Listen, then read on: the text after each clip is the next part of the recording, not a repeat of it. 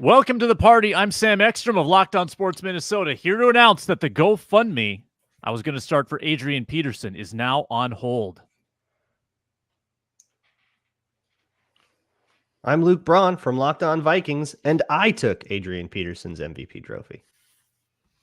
Hey, this is Arif Hassan with the Wide Left Substack. We had a deep discussion about cold opens before the show, and it has robbed me of my creativity. Luke Inman on Twitter, at Luke_Spinman. 4 days until the NFL Combine. Odds Bill Belichick still shows up with his binoculars. Bill, you don't work here. Locked On Sports Minnesota podcast. It's endless Minnesota Vikings talk with the diverse voices of your local experts. It's time for the Minnesota Football Party. Welcome in on a Thursday Minnesota Football Party on Locked On Sports Minnesota's YouTube channel and the Locked On Vikings podcast feed. We're glad you're with us. You met the Lukes, you met Arif Hassan, and I'm Sam Ekstrom. So much to get to on today's show that is brought to you by FanDuel. Make every moment more. Right now, new customers get $150 in bonus bets with any winning $5 bet. That's $150 if your bet wins. Visit FanDuel.com/lockedon to get started. If you're new to the show, thank you for giving us a try. We talk Vikings here every Monday and Thursday on Locked On Sports Minnesota. The Ron Johnson Show, part of our programming lineup. He hosts his show on Tuesdays, recently had CJ Ham on, and he joins us every Thursday, so we'll have him from Mexico later in the program. That should get spicy. Also, the Minnesota Basketball Party on Wednesdays and the Tegna Care 11 Roundtable on Fridays. Lots of good programming here at Locked On Sports Minnesota. We got a power pack lineup today. Kirk Cousins, after we just had the Justin Jefferson contract dispute conversation, Kirk Cousins reportedly not going to get a guaranteed deal from the Vikings or a fully guaranteed deal from the Vikings. We'll talk about the sign Kirk and draft philosophy. Are we advocates or are we opponents of that? Free agency target series continues with the guard position. And yes, we'll get into the Adrian Peterson memorabilia issue at hand. But let's start with Kirk. Let's talk about the quarterback. The latest report that the Vikings will not fully guarantee a Kirk Cousins deal, which it's not what most quarterbacks get. I mean, Deshaun Watson kind of changed the game with his fully guaranteed deal. Most quarterbacks don't get that. Aaron Rodgers didn't get that with the New York Jets. I know Kirk Cousins has kind of established this as a precedent for him, but which direction do you go with this, Luke Inman? Kirk Cousins not getting a guaranteed deal, will that? Oh, wow. I guess Luke really He's didn't pissed. like that. Yeah, I get that. I've never been that angry on a podcast before, but I understand. Well, Luke Inman has angrily left. Other Luke Braun. Kirk What was the Cousins. question? I don't know. You can talk about Peterson's memorabilia if you want. It's about Kirk not getting a guaranteed deal, right? Yeah. They haven't been willing. That was the problem before the season, in the offseason too, at least according to Access Vikings, that they didn't want to guarantee 2025. Now, if you don't want to guarantee 2025, there's only 1 year left to be guaranteed. So that feels like it's going to be a problem for Kirk Cousins. The way I've always felt about it is like the way that Kirk returns to Minnesota means he has to accept those terms, right? Like the ball's kind of in his court and he has to decide, okay, I will take a 1 year deal or a deal with only 1 year guaranteed, which functionally will probably be a 1 year deal. And if he feels like he can get 2 fully guaranteed years on the market somewhere else, then he should go test the market. He should say, no, thank you. Let me go call the Steelers or the Falcons or whoever. And maybe one of them will give me 2 fully guaranteed deals, which I don't think is out of the question. I actually do think that there's more to be gained for Kirk Cousins on the market than there is in Minnesota. I would agree. It only takes one team. Interestingly, the odds would lean toward Kirk Cousins returning to Minnesota, the betting odds at like -200, which I found interesting. And what do they know and how do they know? But they seem to know stuff sometimes before even the reporters know. Arif Hassan, your thoughts? Well, I just published a piece on that very question right before we recorded. How often do they know?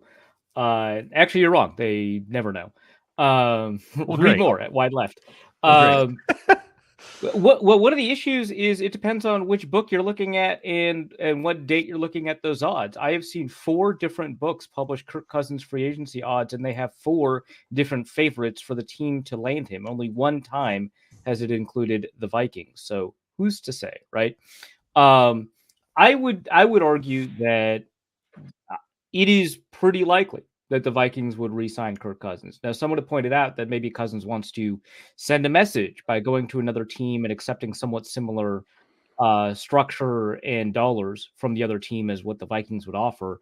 I don't know that that's something. If he gets a very similar offer to what the Vikings get, like let's say he tests free agency and he gets a pretty similar offer from the Steelers or the Falcons or both, and he's debating between those and the Vikings, I think he's probably staying in Minnesota. Right? Like, I think part of it is, hey, obviously the Viking situation rules compared to the Steelers and the Falcons, right? Just in terms of like your supporting cast and who's calling plays and stuff like that. But on top of that, he has kids, man. They're in school. Like, moving sucks, right? Right? Like, I think that that's like the crux of a lot of the hometown discount is it sucks to move, and my family's here.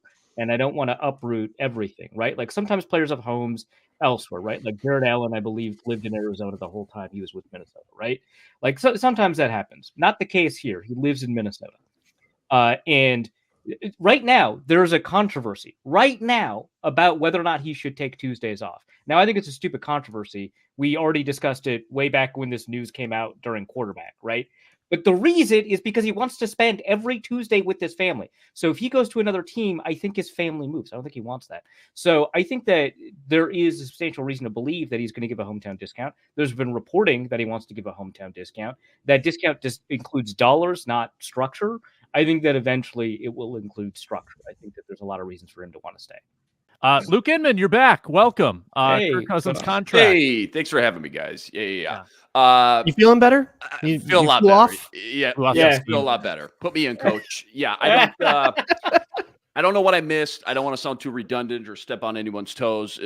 I think for the most part, just in general, it's like you said, Sam, before I got cut off, is one of those things that even though it's somewhat the norm for Kirk Cousins, like you pointed out, in general, not the norm for the vast majority of guys to get these fully guaranteed deals, especially 2 or 3 year kind of deals.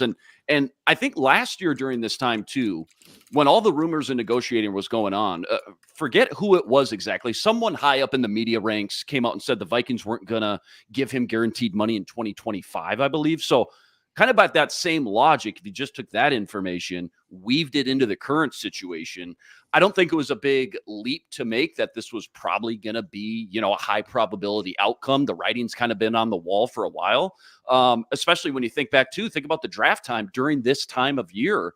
There was a ton of reports and rumors that, okay, the Vikings are doing a lot of homework on quarterbacks, and we're even maybe in the mix to make a huge splash and move up, trade all the way up, give a king's ransom to get one of the big 3. Anthony Richardson was the hot name linked to the Vikings and Kwesi. But I think even though there's a long way to go here during this whole Kirk watch here, from now to free agency, everything in between, the medicals and all that stuff, I do think this report kind of a low-key big step and maybe piece to the puzzle for some people, some fans that maybe still thought Kirk would come back and sign this massive 2 or 3 year deal that was going to be fully guaranteed. I think we can pretty confidently say now that's probably out the window. And I think despite being he'll be 36 coming off the Achilles tear, there's still going to be a good market for him. I mean, he'll probably have legitimate offers from 2 or 3 teams, at least in my opinion. Raiders, Washington, Atlanta. Those are kind of the hot names that come to mind.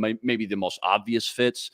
Washington would be so funny. Oh my God. How that hilarious, would be so dude. funny. How hilarious. Hey, it's none of the same people. Yeah, he's never thrown them under the not bus. even the ownership. Right. Yeah. He's never thrown them under the bus. He's like save face every time he's been asked. He could have ripped them. He never has. And what if he dug them out of the cellar? And what if he got them back? What a story that would be. Yeah. Oh my God. What a story. It would be the Yeah. most beautiful, like Thanos. Where did your failure bring you? Well, I mean, given Kirk Cousins' proclivities, it would be a prodigal son situation, right? Like we'd have to. True. Right. Yeah. Yeah. So yeah, you got a couple teams I think are going to be in the mix. I would guess I would guess too that one or more of those teams are going to offer him more than a 1-year deal with guaranteed money. And so the question is, what's his biggest priorities? If it's collecting every penny he can get while you can get it, I think there's a good chance he won't be back in Minnesota. But if it's about trying to finish, what you started, picking up where you left off before you got hurt when,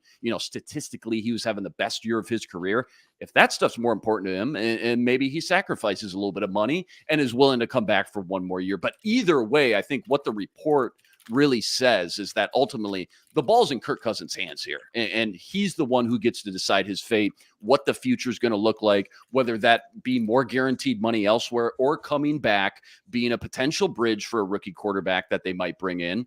And I think Arif's right. If all things are similar, if all things are equal, the money's, somewhat on the same page, regardless of the team and offer, I would be shocked if he went anywhere else but Minnesota, because there is a human element to things that Arif kind of got into. Well, let's get into that sign Kirk and draft a QB scenario. So the sticking point being the 2025 money. If it's a 2-year deal, does it matter to you if Kirk is guaranteed for 2 years? Would you still want to draft a quarterback, or is it all about that second year? Like, do you not want to bench somebody for 2 years? I'm a big advocate for you draft a quarterback regardless. I don't know if you're going to be picking 11th again. I don't know if you're going to have 6 potentially first-round caliber quarterbacks again. I think this is the time. And if this is the time and they have to sit for 2 years, I think I swallow that. I think that I take that because you're not maybe going to be in this position again from a draft standpoint. Bron, where do you stand? Yeah, if you think about the scenario where you get punished for having Kirk on the roster for 2 years, right? And it probably wouldn't be a fully guaranteed second year. And the world where that actually is inefficient is the world where the quarterback you drafted is good and you want to start him, but Kirk is in the way, right?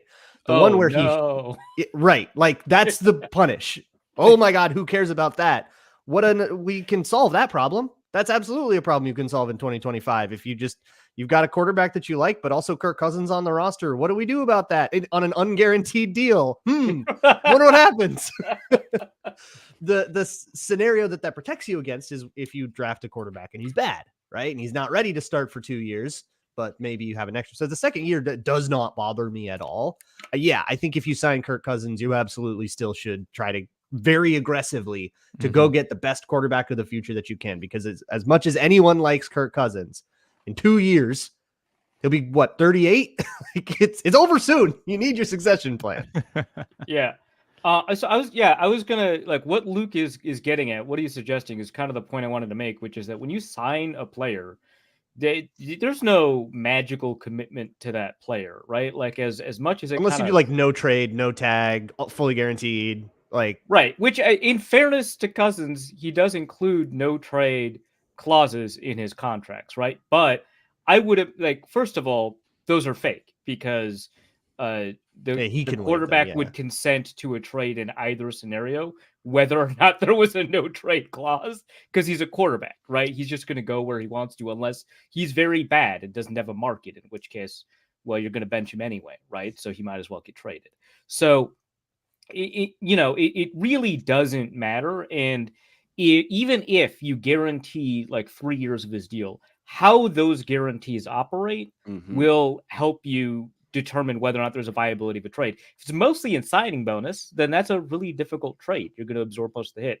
If it's in base salary or in roster bonuses, you're good. You can trade them without having to worry too much about the hit. So there's nothing that says that when you sign a player, that player is going to be on your roster for the length of their contract, including the guaranteed lengths. Now, obviously, it like sucks from a player perspective. I don't want to like overshadow the fact that players are the subject of like front office whims, right? But from a management perspective, okay, yeah, fine, whatever. So sign them to a guaranteed contract.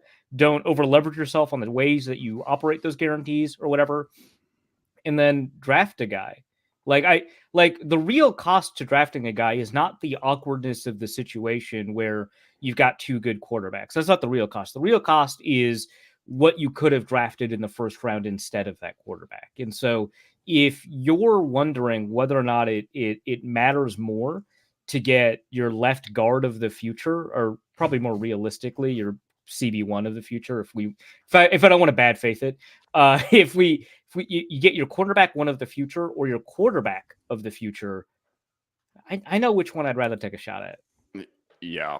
I don't really have a lot to add. I think you guys nailed it. I mean, again, depending on which sources you trust, this is the same front office that last year was going to move up and go grab a quarterback here. And obviously it didn't happen, right? Board didn't fall the way that they needed it to. But now we go into this draft with even fewer strings tied to Kirk Cousins. And I think it's fair to assume they're going to be hunting quarterbacks again, spending a lot of time down in Indy with their visits and interviews, et cetera, doing their due diligence, going in with the mindset that they want to be proactive here and be fully prepared to pull the trigger and go get their guy of the future. And I think that makes a lot of sense. I mean, it's year 3 now for this regime. And you know, kind of up to this point, they've never really committed very strongly about anything one way or the other outside of just doing their best to reset the salary cap. But for the most part, they've never really been that bold one way or another and kind of pushed a lot of chips in on anything. I mean, think about every contract they give out is like 3 years or less. They've never committed to Kirk long-term.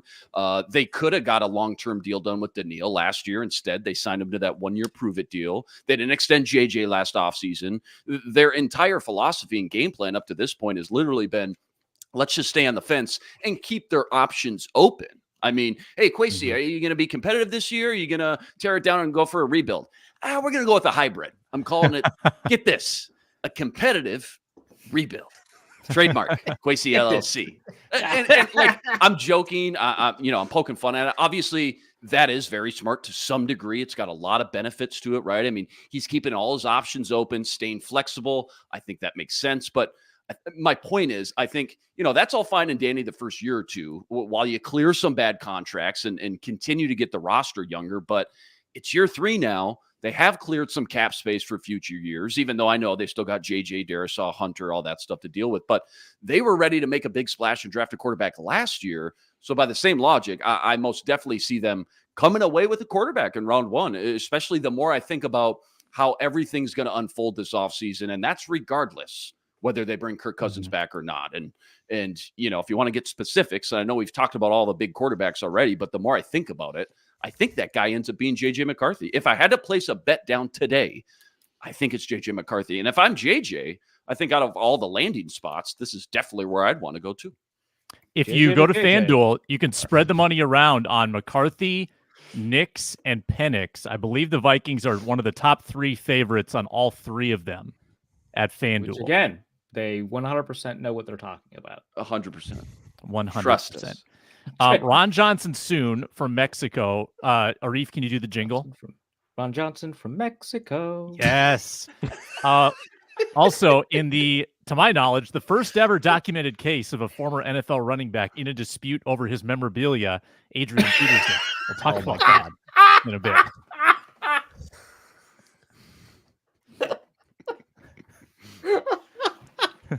Sam's got jokes today. Just going to let that one read. Yeah. And now we got to get serious. This episode is sponsored by BetterHelp. We've got some big opinions on this show that we like to get off our chest. Kirk Cousins to sign or not re-sign. JJ McCarthy to draft or not to draft. We get pretty worked up. Means a lot to us on this show. But you know what? Sometimes there are issues in life that are more important than our favorite sports debates.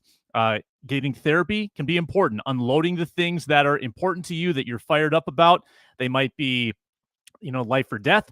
They might be of the more minor variety, but it helps to unload those issues, to someone who is more unbiased in your life. So if you're thinking of getting therapy, try BetterHelp. It's entirely online, designed to be flexible and suited to your schedule. Visit BetterHelp.com/lockedon.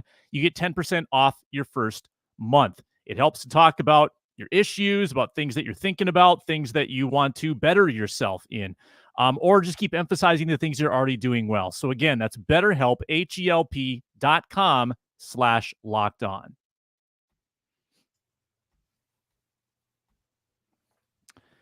Expecting the Ron Johnson call soon. But while we wait, I've got a 4-minute drill. Start the clock. It's time to execute the 4-minute drill. All right, one big question, 1 minute each for each of us to answer it. The Vikings have two pending free agents, Marcus Davenport and DJ Wonnum, off a quad tear. Marcus Davenport off an ankle injury. And the Vikings pushed back his void date in case they want to renegotiate that. But given the choice between the two, we'll start with Arif Hassan. Who are you going with, Wonnum or Davenport, or neither, to come back to the Vikings? Davenport, and I think that there's an emotional reaction to that signing not having worked out last year, and I totally understand that people are really upset that it didn't work out. People are like, oh, classic Kwesi going with this number-centric approach, then it's not working, and you didn't realize that this guy was injury prone, which is the whole reason he was targeted in the first place. But I think that, yeah, I mean, he got injured and it sucked, and there's a good chance it could happen again. But one, you're already eating some cap hit from him this year anyway. You can alleviate that by re-signing him, but that's not the reason. If there was no void year, I'd still want to re-sign him because I think that he is a more effective player than his money is going to bring in. You do have to take into account that he might not be available for you for 1,000 snaps or something like that. But he was really good when he was on the field. And obviously that is a key operating statement, but the Vikings pass rush was actually fairly respectable when he was on the field. We know that the Vikings pass rush was not best represented by pressure rate or win rate or anything along those lines. We know that the blitz was kind of how they operated, but we also know that the Vikings are probably not going to live in the same defense this year as they did last year. And it'd be nice to be able to generate a pass rush from a front four. Yeah. Davenport didn't work out last year. He didn't prove it on his prove it deal. That's fine. He's going to give him a smaller deal with less risk associated with it, re-sign him. He's a good player. I think that there's an emotional reaction to it that I totally understand, but I think it's a good signing in the abstract. Bron. Yeah, so I too would go with Davenport just because I think he's a better edge rusher. Just that's pretty clear to me. And if you want to talk about costs and risk and all that stuff, so Wonnum also coming off a pretty gnarly injury. So there are injury concerns on both of these players. Davenport's is more sustained, obviously, but Wonnum's is more recent. I don't know what you want to make of that. But if you want to just call that a wash, the thing with Davenport is because of the structure of his contract and that there are void years on it, he is somebody that you could pay if you go with Brad Spielberger's projection of a 1-year, $5 million deal, which is actually, I think, the same as Wonnum, or Wonnum might be 4.5. Yeah. But if you go with that projection, if you gave him a $5 million deal, you would not have to pay that $5 million until next year. What other free agent can you say that about, where I get to pay you, or I get to have you on my team and defer your pay for another year when the cap is that much higher and the burden's going to be that much less? That kind of represents a unique opportunity for me to get that much more efficient of a deal. And if you, assuming that you do want to actually spread that out into signing bonus and make it go later with the void years and stuff, or you could not do that and say, nah, you know what? I don't want to kick any more cap down the road. We'll sign you for $5 million and we'll just take that additional risk. Understanding that Davenport is a risky player because of that injury history. You are taking a gamble. You took a gamble last time and you're taking a gamble again. But you maybe not 13 mil this time. And I feel like it feels a little bit more palatable. Yeah. I'll make it 3 for 3. I'd go with Marcus Davenport. Pass rush productivity in Wonnum's 4 years. 52nd out of 55, 39th out of 52, 58th out of 66, 56th out of 73. Davenport, last year's a wash, not counting that. He had 72 pass rush snaps in his other 4 years. 24th, 9th, 24th, and 18th in pass rush productivity. He knows how to get to the quarterback when he's on the field. That's the long and the short of it for me. Let's make it 4 for 4. I mean, like Arif opened it up with, those 2.5, 3 games, he was actually healthy and on the field. I like Davenport. I liked what I saw. I mean, the pass rush and the trenches looked good when he was in the mix, and you got to finally see. Remember, we didn't get to see him at all. Training camp, preseason, nothing. So when you finally got to see him, I liked what I saw in that Flores scheme. Having said that, I don't really see a lot of scenarios where he's back next year. I know a lot of this is going to come down to what they do with Danielle Hunter first and foremost, because if they don't bring him back, all of a sudden the cupboard is completely empty. And so maybe you reevaluate. Just sign everybody at that point. If they don't bring him back. Yeah, we need everybody. Yeah. All right. bring him back, you got to really reevaluate and put a lot more emphasis on both these guys. You're right. But if they do bring Hunter back, I also see a world where either disgusting edge room that would be are going to be back. I'd be so mad. I think about Wonnum too. He could quietly be a sleeper free agent for a handful of teams. He might actually command some decent attention and money in the open market, just kind of after what he's done the past few years, ending kind of on a high note statistically, at least this last season, right under Flores. But between the two, yeah, I'll take Davenport. If all things are being equal, I think he's proven he can be a good enough piece to the puzzle for Flores in that pass rush rotation. And not saying that Wonnum can't. And certainly, like you guys pointed out, there is more risk, but I think I'll take the reward with the risk, especially once you get into the salary cap and the negotiations and the deals and what that contract might actually look like. All right, we have consensus 4 for 4, so definitely rare on the Vikings will re-sign Wonnum, almost guaranteed. 100%. Yeah, that's what happens now. Yep. We got a question on Twitter from Deez. Can you all select an item from AP's collection and discuss why you'd want it? Just background, quickly, Adrian Peterson reportedly was selling his MVP trophy and other meaningful trophies in a massive real estate sale. Adrian Peterson, a day later, fires back and says, I want to clarify recent rumors and media reports, blah, blah, blah. I want to emphasize that I am financially stable and will never sell off my hard-earned trophies. So that's good. That's good. He's been rumored to be in some difficult financial straits. That's also the reason why he insists that he is not retired yet. After 2 years now, I think, of not playing in the league. But to D's question, what of APs do we want? Okay, so first I'll say the fact that that statement that you read off, he finished it with, if I were to sell my trophies, I know who I would sell them to. I think it's kind of alarming as well. It's like threatening. I haven't thought about it, but when I have, but it wouldn't be just some random stranger online, which like I respect that. But like, okay, so you have that says if I sold it. Yeah, right. Okay, sure, fine, whatever. I would want the game ball from 296. Like that's wow. Yeah. Yeah. Like, yeah, the MVP is fun, obviously. Having an NFC championship trophy would be hilarious or something. But the game ball from 296, I think, would rule so hard. Assuming he has it, which I don't know, man. Did the Hall of Fame take it? There's a bunch of game balls from that game. So there's probably, he's got one. Yeah. Now you got me thinking about other game balls. The Week 17 versus the Packers in Lambeau during that MVP season. That would be a fun one. Not as good as the 296. I think that trumps everything. I think you're right. The Bears game his rookie year when he had those 3 touchdowns, all long 80-plus yard runs. That would be fun. I think I'd probably default to the MVP, though, if we're just looking at these, top 3 or 4.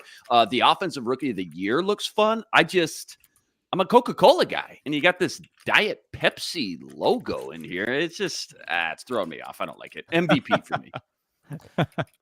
Looking at the estate sale website, or at least what was linked by the Daily Norseman, so I'm trusting that. It looks like one of these things is a Sunday Night Football baseball cap signed by John Madden.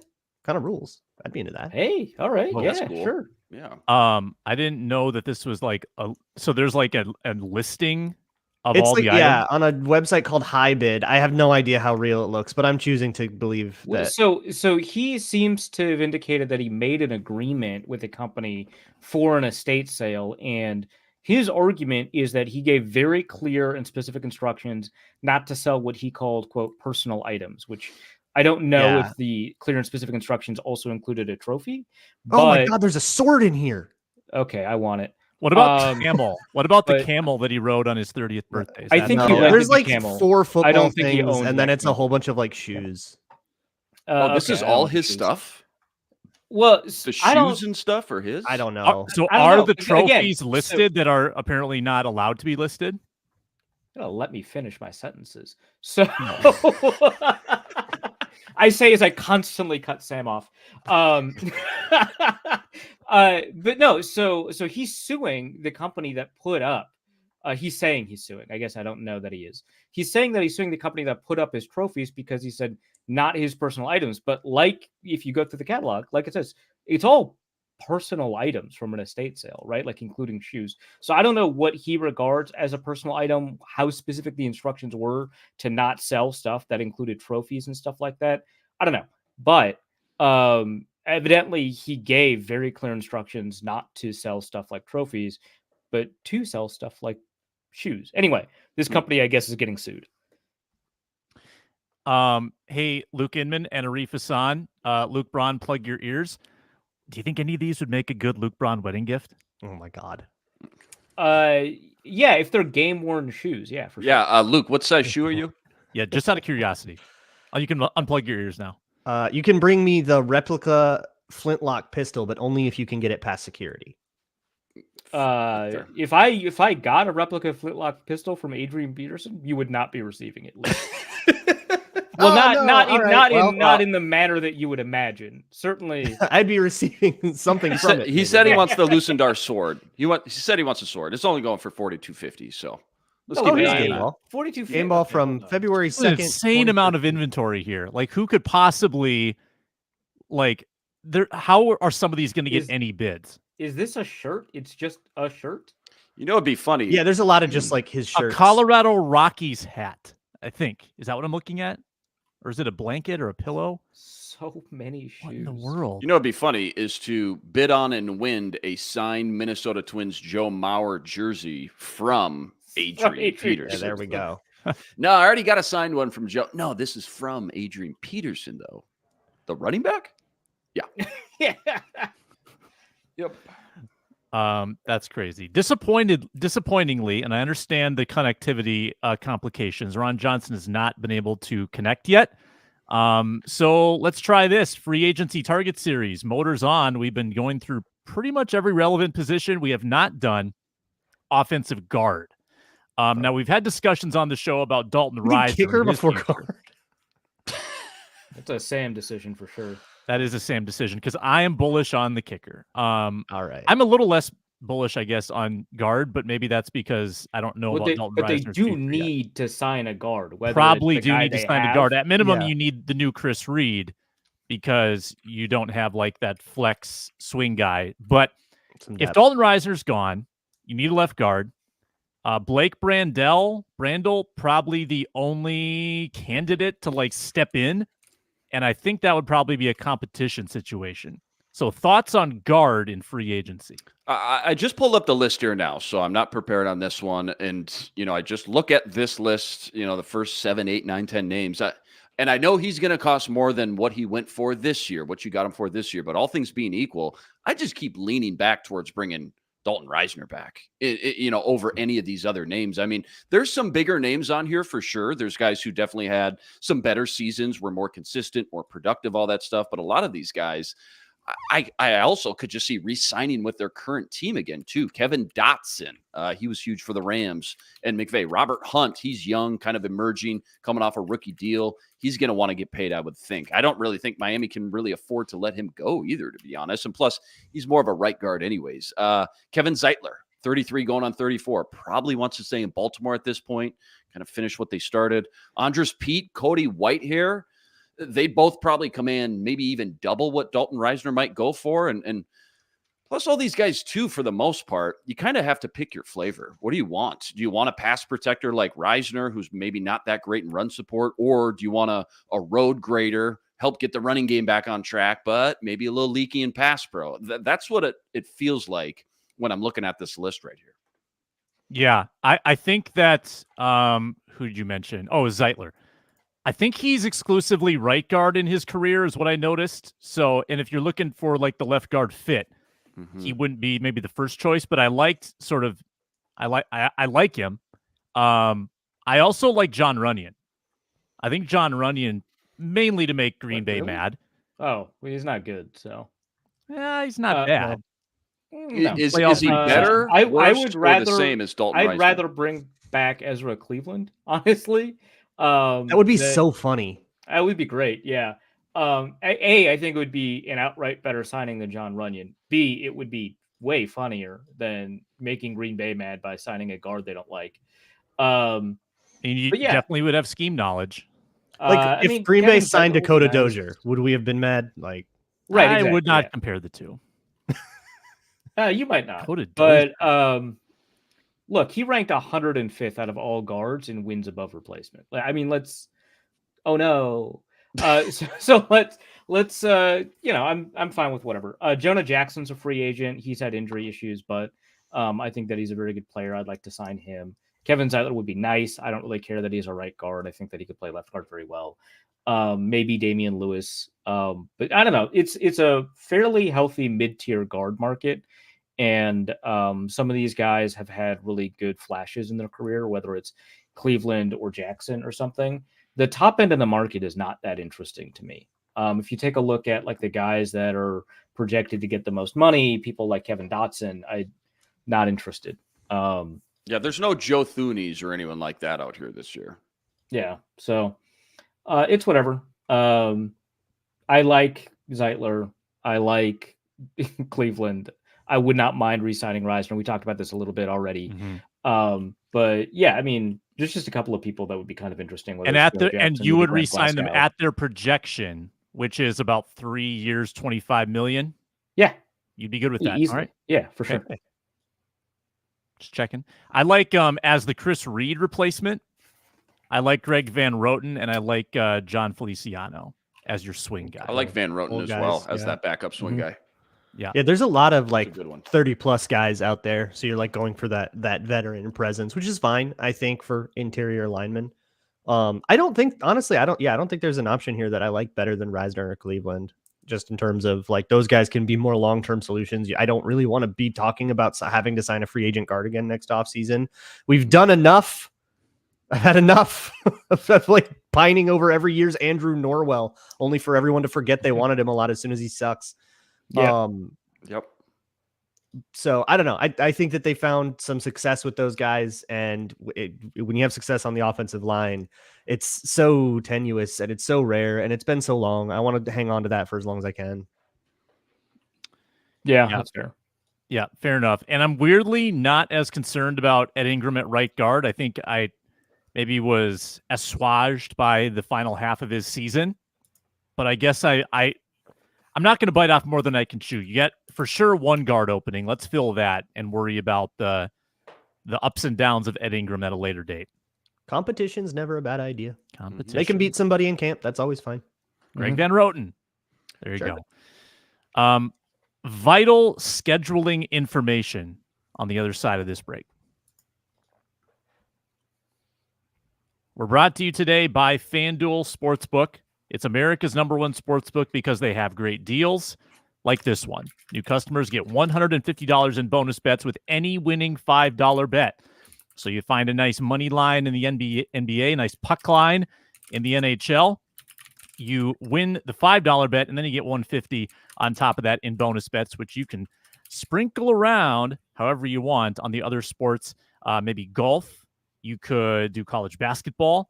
Whatever you want. $150 if your bet wins. So you can bet quick bets, live same-game parlays, same-game parlay pluses, exclusive props, only at FanDuel with the FanDuel Sportsbook app.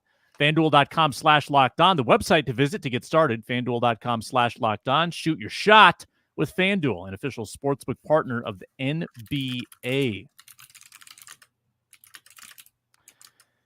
We put this off too long. We need to schedule Luke Braun's wing eating contest. And again, a reminder, Luke Braun, the loser of the season-long betting contest, and this is his punishment. He will eat blazing hot wings in a trivia kind of format where, what did we decide in the text thread? That he cannot advance until he gets a question right. So he has to just keep suffering and answering questions until he is successful. Then he can move on. Right. And we decided on Scoville levels that regrettably would not kill him at the end. Can you say that any more just disheartened? Look. I'm still like kind of confused about the way that, because I know the Scoville ratings for peppers are like pretty uniform, but the Scoville ratings for like hot sauces are not. And so it is entirely possible that the Scoville levels that Luke had suggested that we'd kind of agreed on are not punishment enough until the high end. And I would like to start at something at least a little spicy in case he gets a couple of questions wrong at the outset. So you're saying if we're going to miss one way or the other, we got to miss too spicy. Yeah, for sure. And I see a bead of sweat dripping down Luke's forehead already. Okay. So I'm a big fan of the YouTube show that a lot of people enjoy, and I've done the challenge myself. And the Scoville scale does not it's not necessarily linear to how devastating the sauce is. So it might be hard for us to know simply by that what we're getting into. Might be a little bit of a crapshoot. So the lower ones might really hit his taste buds in a way that just smokes him out. I've got a friend who makes hot sauces for fun and has a fridge that is half full of hot sauces. I will consult him. Okay, please do that. But I think we need to discuss too, because the way it's been laid out here is that there's no punishment for him getting questions wrong. Is it maybe by default you take? I have to figure it out. How about by default you take a bite? No. I have to finish the wing first. Okay. Yeah, eat the whole wing. And eat then the whole wing, answer a question. I have to sit in it. If I answer the question, if I get it right immediately, I can move on to the next wing. Because what I want is to get through this as fast as possible. Right. Okay? So the punishment the more is I get wrong, the more I am delayed. Level of yeah. And I just have to sit there and sit in the spice without being able to just power through it. Because that's the way to get through those kinds of challenges. Just power through it and then deal with I think there also needs to be some longer-winded, and this is just for your punishment, some longer-winded questions that require a longer-winded answer from you, just to make you talk through it. Because I think that would be full faith in your ability to stall me. Okay, good. I don't think that you are going to cooperate with my desire to get through this as fast as possible. Right. Pretty sure we can trust that. Yeah, Sam, you don't have to believe in yourself. Believe in Luke, who believes in you. Yeah, I believe in Sam. I believe in So when are we? Let's set a date, because it's very easy to put this off. I think we should put it on the calendar. And then so what do you need? What do you need, live. Luke, to prepare for this? What do you need on your end? What is the date of your wedding? Let's pretend I don't know. It is in April. Oh, Ron's in. We got about 3 minutes. Hold on. We got Ron the day in a golf before cart. your wedding. Got it. Yeah. Hey, how's the short game? How's the short game working today, Ron? How are they running today? A couple good chips. My putts need a little work, but a couple good chips here and there. My driver's on though. My driver, it was good today. Beautiful. Love it. I love to hear it. What's the name of the course that you're playing? Palma Real in Ixtapa, Mexico. That's awesome. We'll look that up. Now, Ron, in the closing minutes here, a lot has been made this week, and this has kind of gotten dredged up again. Couple former Vikings have voiced their criticism of Kirk Cousins for taking Tuesdays off, as seen in the documentary on Netflix. How would you respond to that? Come on now. Tuesdays are your day off. So I haven't seen the criticism yet. You said Vikings players or fans? Former Vikings players who I believe never played with Cousins. Yeah, from before Cousins. Tuesdays are your day off anyway, so I don't get it. That's one of those things like saying if you don't work on Saturday, but then people are like, oh, how come you're not doing extra work on your computer on Saturday? People forget that football is just like any other job. Is you make more money, you get beat up just as much. But Tuesday is the reason, because like most guys or most humans, they take Sunday off and they get to go to church. Well, Sundays are the football day. So Tuesdays is usually a day for family, time to relax. And honestly, I'm never going to judge another player, but I would love to see their home life with like their wife if they feel like they should not have a day off. Like you got to spend time with your family, because that's going to last way longer than football. Yeah, no, that's fair enough. Yeah. Any other questions for Ron in the closing minutes here? Well, Ron, you're in Mexico. I know the NFL's made a big push to broaden the fan bases and viewership outside the U.S. the past 5-10 years now. London, Germany, Mexico City. From everything you've seen and know, could you see an NFL team moving outside the U.S. in the foreseeable future?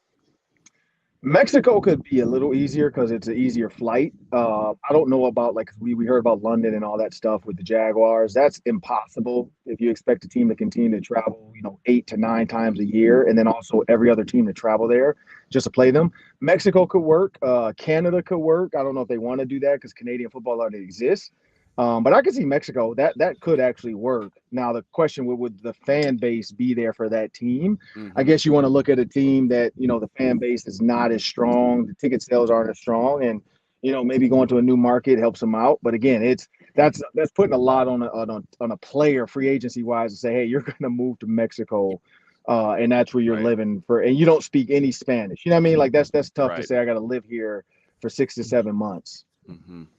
Yeah. And you the whole go hit a peso shot conversion right now, Ron. too. Oh, the go peso ahead. conversion, like that's the hard part.